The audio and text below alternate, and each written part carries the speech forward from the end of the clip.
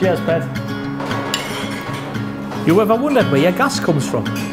You know, the stuff that cooks the perfect breakfast or heats your home. It's more interesting than you might think. Come on, I'll show you.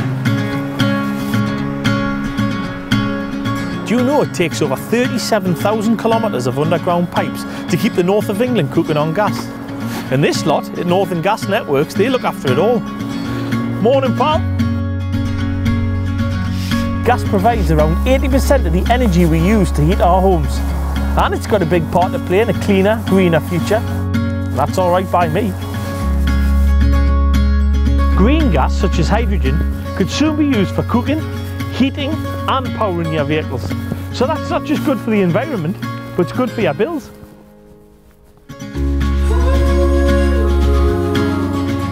The future's not just about pipes, it's about people. Whether it's helping folks in fuel poverty, keeping you safe if you smell gas, or supporting a community project, Northern Gas Networks cares about its customers. Isn't that right, girls? See? The folks at Northern Gas Networks are planning for the next decade, and they want to hear from you.